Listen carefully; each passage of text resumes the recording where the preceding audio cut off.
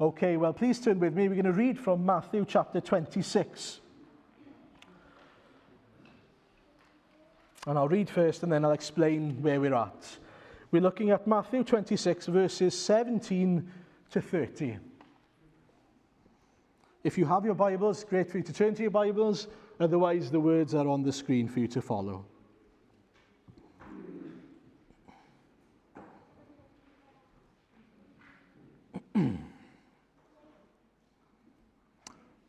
On the first day of the Feast of Unleavened Bread, the disciples came to Jesus and asked, "Where do you want us to make preparations for you to eat the Passover?"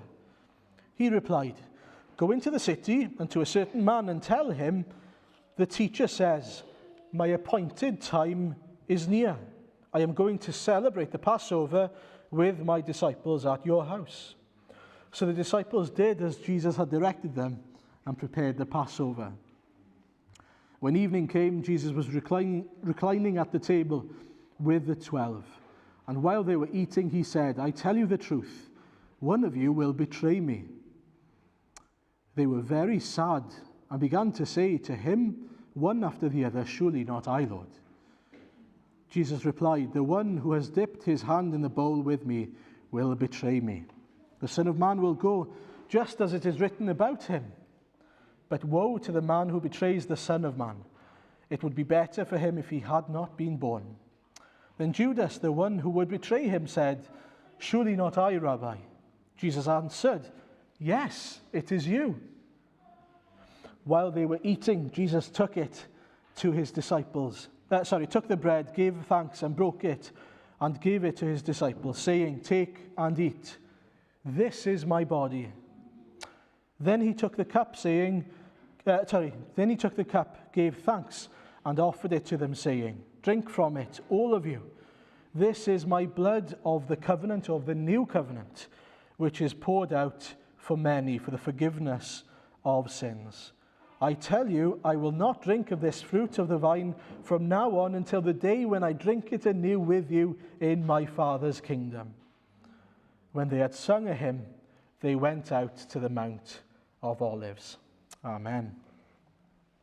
Okay, so to those of you who might be new and don't know what's going on, we're doing what I'm calling, and I thought it was a great name, but other people don't seem to think so, a march through Easter week. So we're spending the month of March, I have to explain it, the month of March going through the Easter week. So that's what we're doing. I think it's quite good, but there we are.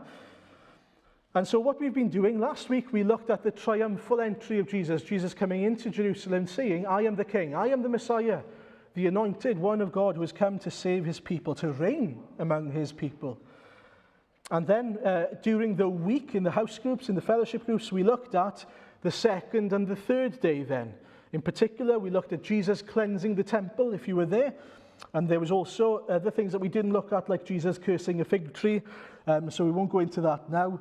But we looked at the fact that Jesus made it known things are not as they're supposed to be in the temple. You're misusing God's temple. But he also gave us an encouragement. He said there, this house will be a house of prayer for all the nations. And so one day this house would become a house of prayer, which is what it is now. The house is now us, his people. We are his temple. And it is now a house of prayer for all the nations. And secondly, then, in the week, we also looked at the amazing timing of God's plan then. And so in Matthew 26, at the beginning there, Jesus reveals that he will be killed at Passover. And then we hear that the chief priests and the elders there went and planned their ideas of what was going to happen. And so they said, right, we're going to kill Jesus. When should we kill him? And they basically said, well, any day but Passover, right? Any other day is fine, but not Passover, not during Passover.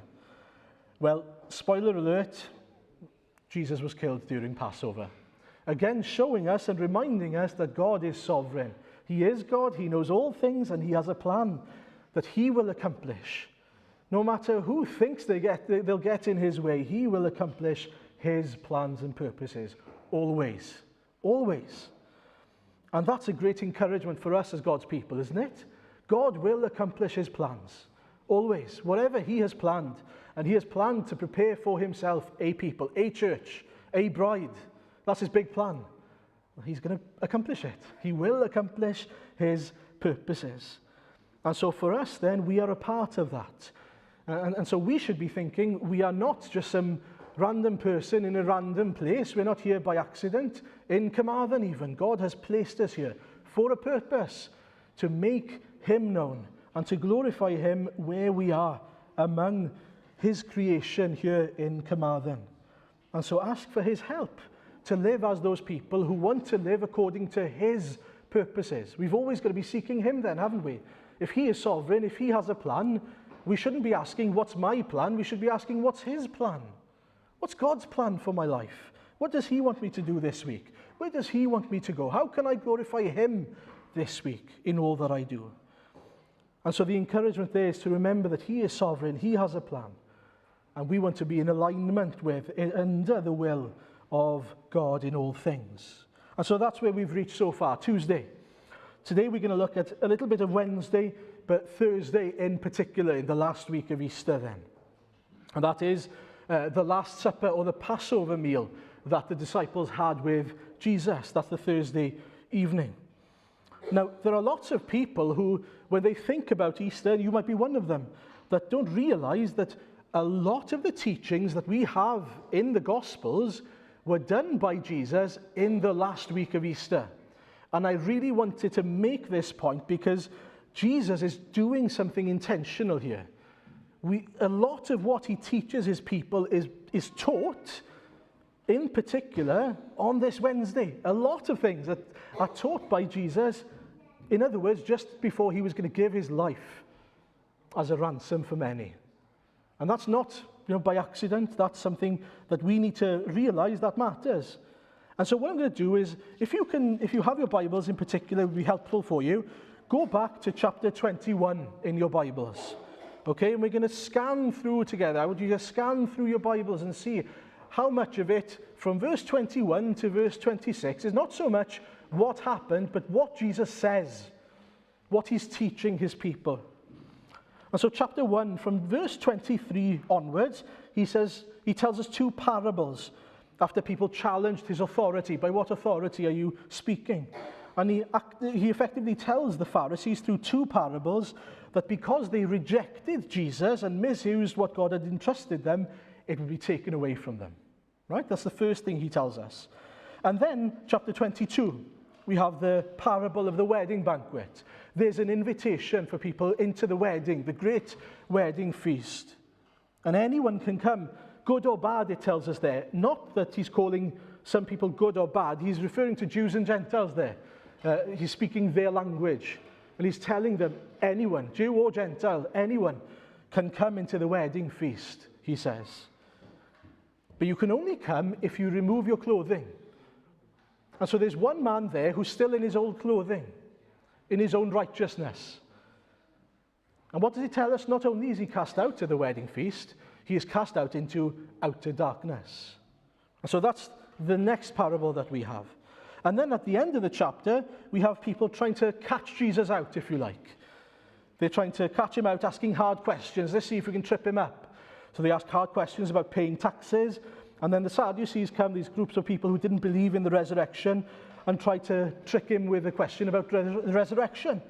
And not only does Jesus obviously answer all the questions that they have, perfectly fine, but he tells them that resurrection life is so much better than life now. He points them to the fact that there's more to come, better to come. And I'm going to try and speed up a little bit. Then, chapter 22, verse 34, we're given the great commandment to love the Lord and to love each other. And then we have an amazing revelation where Jesus says whose son he is, that he is the Son of God. And he does it by saying that he is David's son, that David's son is also David's Lord. Do you remember that passage? The Lord said to my Lord. Well, there, Jesus is saying, look, I'm the Son of God. I'm the son of David, and I'm a son of God. And then he has 7 woes in chapter 23. And not woe as in woe, that's great, but the bad woes, W-O-E. Where now he says These Pharisees, these scribes, these people who claim that they love God and worship God and know God, they don't love him at all. They don't serve him at all. Don't follow them. He warns people. And then we have a lamenting over Jerusalem. And then in chapter 4, we have a foretelling of the destruction of the temple. And then we have signs of the end times. Then we have the great tribulation that will come to God's church. Then we have the coming of the Son of Man, the parable of the 10 virgins, if you remember. And then we have the parable of the talents and the teaching then by Jesus about the final judgment. And then you could breathe. Now, what does all of that tell us? 3 things I want to point out. Firstly, how gracious Jesus is. As he's about to die, what's he doing? He's preparing the crowd, he's preparing his people by telling them what they need to know. Think about all those things that I've just mentioned there. The invitation to come in Jesus' righteousness. The warnings against false teachers is there. The foretelling of all things is there. The comfort of the return of Jesus is there. The fact that it's going to get worse before it gets better is there. The final judgment is there. The fact that he's the Son of God is there. All of it is there. What a gracious God we have. A gracious Lord who, as he's about to die, is preparing his own people. Look, this is about to happen. This is about to happen. Be ready. But be comforted, because this is not the end. You see, he knew that he was about to die. And that was going to make a lot of people scared and a lot of people, completely baffled by what was going on. But he's preparing them here. Look, this is not the end. All these things are going to happen. He's planting the seed of everything they need to know. And secondly then, Jesus is making it very clear to us here, I am God. Especially where he talks about the fact that he is God's Son. He's telling us, look, I am God in flesh, and you need to know that. I am not a mere human, but I am God in flesh. And of course, they didn't fully understand that now. But the fact that he told them now, aligned with what was about to happen, which was his death and resurrection, explained to them, as they were looking back, everything made sense. And lastly here then, we see how selfless Jesus is. He is letting his sheep know everything they need to know, despite the fact that he was about to face his Father's wrath. Despite the fact that in a second, the next day, he would be sweating teardrops of blood, of anguish, because he knew what was about to happen to him. Now, I find that absolutely amazing, that Jesus was worried about his sheep when he was about to face death. He was about to face the wolf, as it were, that was creeping in.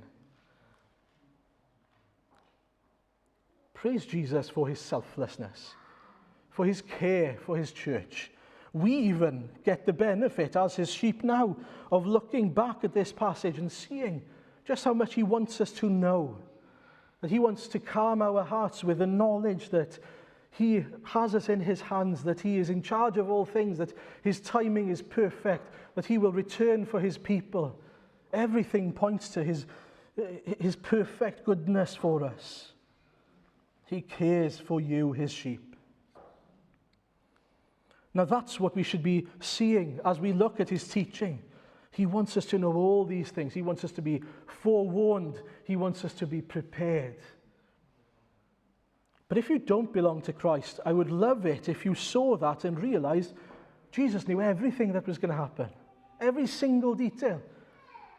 It begins with him saying, this is about to happen. We looked at it in the midweek meetings. Passover will be the day. It's not a shock to him. And not only is it not a shock to him, he decided it. Amazing. He decided. He chose to come and give his life for us. Now then, we're going to look at that passage, the second passage now then, the passage that we read. So if you'd like to go back to Matthew 26, we'll look at that passage. Now, lots of other things happen in chapter 26, by the way. I mentioned one now, the Garden of Gethsemane. Judas betrayed him. although that hadn't come to fruition yet. And so Peter denying knowing him later on as well. Jesus going before Pilate and him being declared innocent. All these things. But we're going to focus on verses 17 to 30, which is the Passover meal, the Last Supper. Now, as I said, Jesus had warned them, I'm going to be killed. I'm going to be killed. And so this was the last chance. And again, he says in verse 18, if you notice in the passage, go into the city to a certain man. I wonder who that man was. I'm assuming an angel, but we don't know. Go into the city to a certain man and tell him, the teacher says, my appointed time is near. Again, this is it. This is the time. This is the time that I'm going to give my life. It's about to happen. But I'm going to celebrate the Passover with my disciples for the final time. And so the disciples did as Jesus had directed them and prepared the Passover. And then again, we hear verse 24, he is in total control. For the Son of Man must die, as the scriptures declared long ago. That's one version. I think this is a little bit different in this passage, but it's the same wording. We see there that he knows exactly what's about to happen. In other words, this is the culmination of what all the scriptures are pointing to. This is what the Old Testament should have been preparing his people for. The Old Testament tells us there would be a Messiah who would come, and the Old Testament tells us that the Messiah would die. And somehow, a lot of them missed that. It was perhaps even kept from them. But he was about to die as an atoning sacrifice, as a sacrifice to make right for sin. And this is what absolutely blows me away in this passage. Jesus was having this Passover meal with the man who was about to betray him and the man who was about to deny him. Think about that. He was having the Passover meal with those two people. I find that amazing. He doesn't cast them out. And in fact, it's very clear that he knows what they're doing and what they have done. In verse 25, he says, yeah, you're going to betray me, Judas. He puts a spotlight on him and says, I know what you're doing. He knows all things. So why doesn't he cast them out? Well, because this is why Jesus came.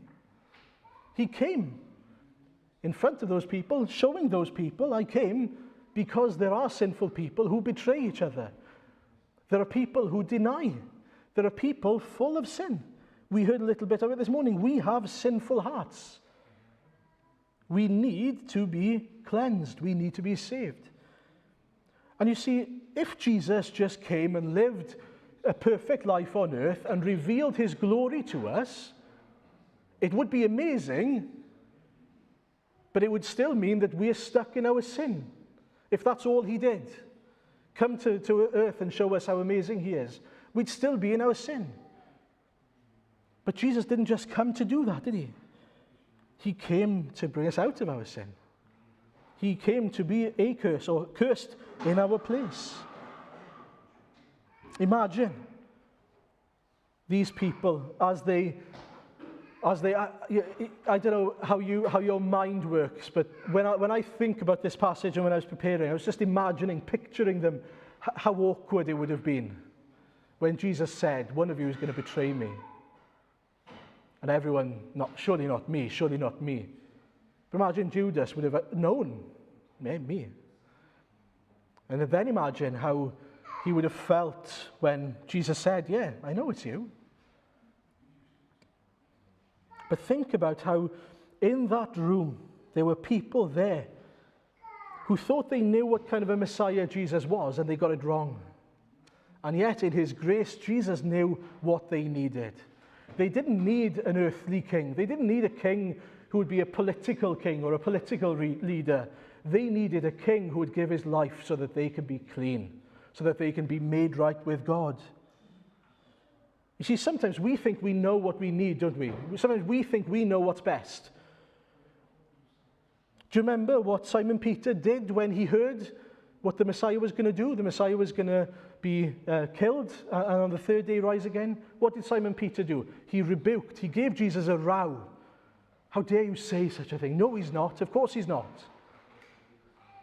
Our Messiah is going to live and he's going to reign and he's going to beat the Romans, is what he was thinking.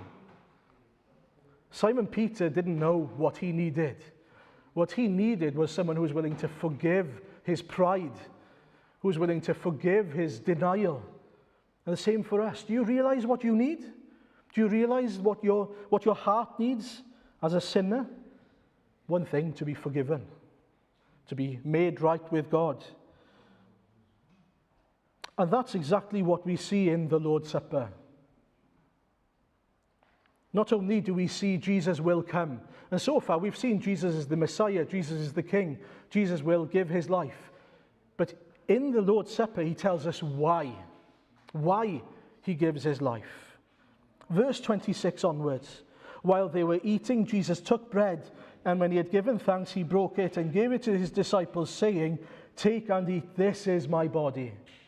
Then he took a cup, and when he had given thanks, he gave it to them, saying, "Drink from it, all of you. This is my blood of the new covenant, which is poured out for many for the forgiveness of sins."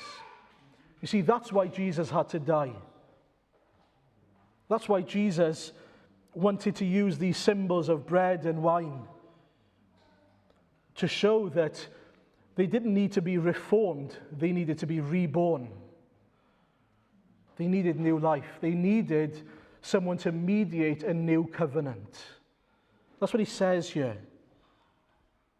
He didn't just come to be a king and to reign, and he definitely didn't come to beat the Romans. He came to atone for your sin. He came to forgive you. He came to give you access to the Father, to give you eternal life, to give you peace with God.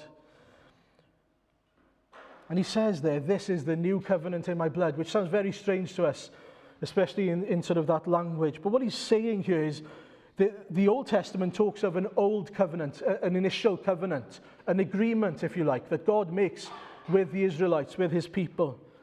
And what that agreement effectively says is, if you follow me, if you're obedient to me, I will bless you and I will keep you and I will give you victory in all things. But that wasn't really God's plan, not his final plan. That covenant was there to show them that they fall short, that they can't live to please God in their own strength. I wonder if you've realized that you can't please God by doing good things, going to church, doing nice things for people. That doesn't cancel out the sin that's in your heart. But in Jeremiah 31, a prophet there, the prophet Jeremiah, tells us something very important about the covenant. Jeremiah 31, verse 31 to 34 says this: "The days are coming, declares the Lord, when I will make a new covenant with the people of Israel and with the people of Judah. It will not be like the covenant I made with their ancestors when I took them by the hand to lead them out of Egypt, because they broke my covenant, though I was a husband to them, declares the Lord. This is the covenant I will make with the people of Israel after that time, declares the Lord. I will put my law in their minds and write it on their hearts. I will be their God, and they will be my people. No longer will they teach their neighbor or say to one another, 'Know the Lord,' because they will all know me, from the least of them to the greatest, declares the Lord. For I will forgive their wickedness and will remember their sins no more." You see, even in the Old Testament, God is telling us here the plan was always to provide a new agreement with his people, which did not depend on them, it depended on God. Do you notice there, in those verses that I shared, what we have to do? The answer is nothing, because it's he will do this, he will do that, I will do this, he says, in all of them. I will put my law in their minds and write it on their hearts. I will forgive their wickedness. What do? Accept. That's it. Simply accept. And that's what we see here. The beauty of the new covenant, praise the Lord, is that it doesn't depend on us at all. It depends on the fact that Jesus died in my place. Because Jesus died on the cross, I can know God, I can be right with God, I can be in a covenant, an agreement with God, where I know I sin, I know I fall short, but Jesus has already paid the price. There is a new agreement. And Jesus then is saying, and this is what he's highlighting here then, that covenant that we read about in Jeremiah 31 is the new covenant in his blood. The blood of Jesus that was shed on the cross is the sign for us that the new covenant is here, that the new covenant has been provided for us. Here it is. This is the covenant you've been waiting for, the covenant you can't break because it doesn't depend on your obedience.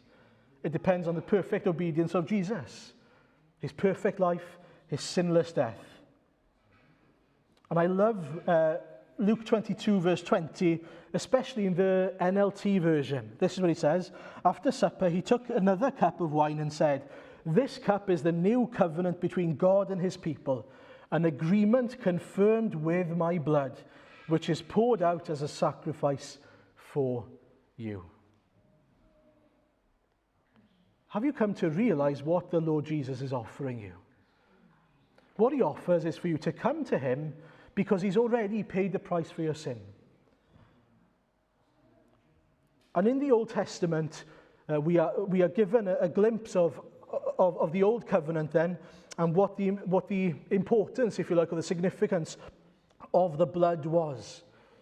So to take us back to that, in the Old Testament then, this is what they would do. This is what they were told to do. They were told to sacrifice a lamb or a goat that was perfect, spotless, without any fault or blemish, okay?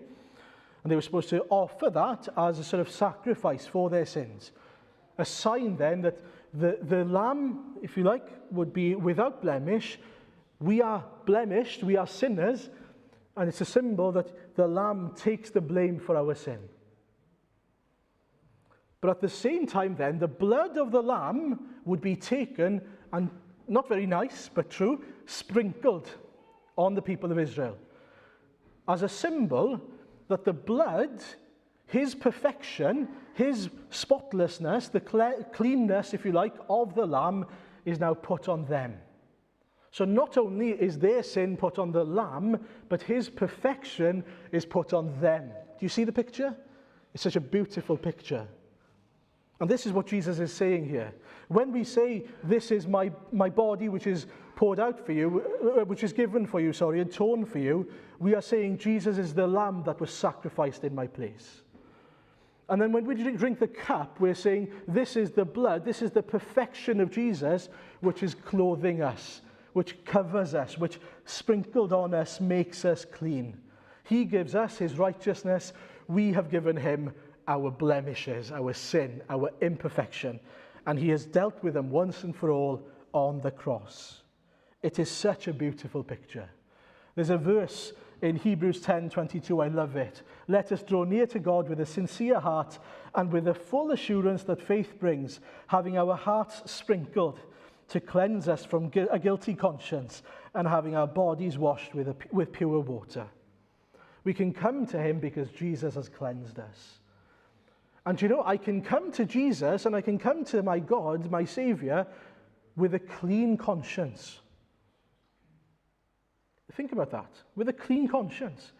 Despite my sin, everything I've done, and I've done terrible things just as we all have, but I can come with a clean conscience because Jesus has cleansed me from all my sin, my guilt, my shame even.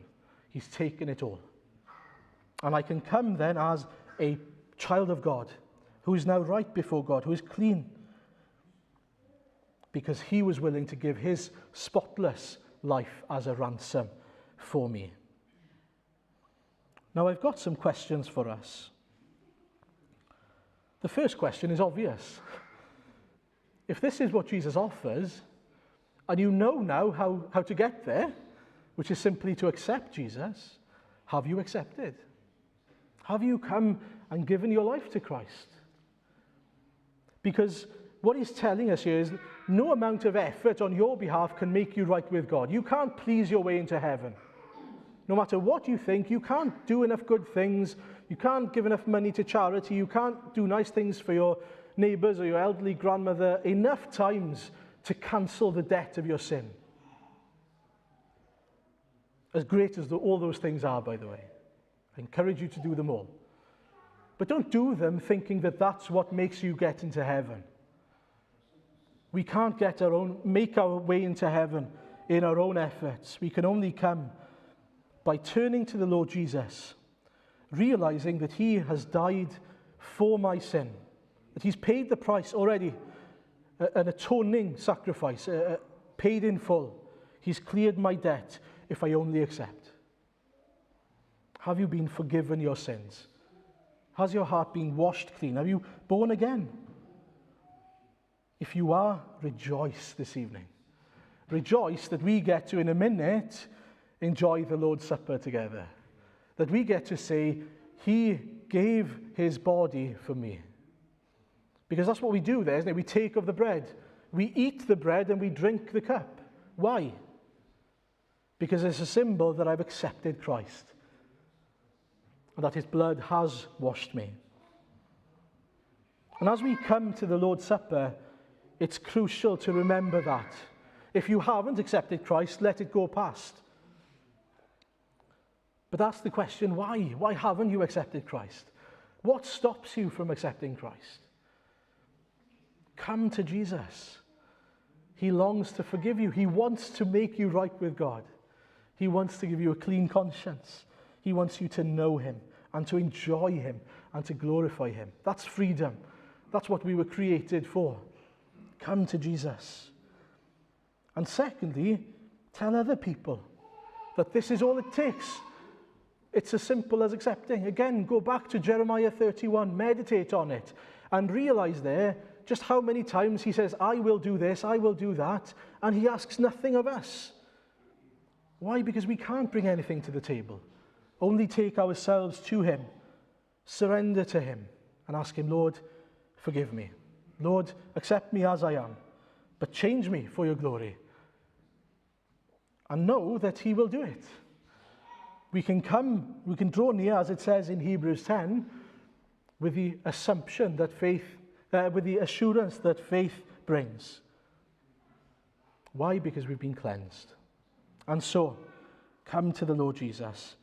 In a minute, we're going to come to the Lord's Supper, but before that, we're going to sing. Because I think sometimes we can come to this passage and we can think, well, I have come to the Lord Jesus, and we should be giving him the glory for it. And so we're going to sing, To God be the glory.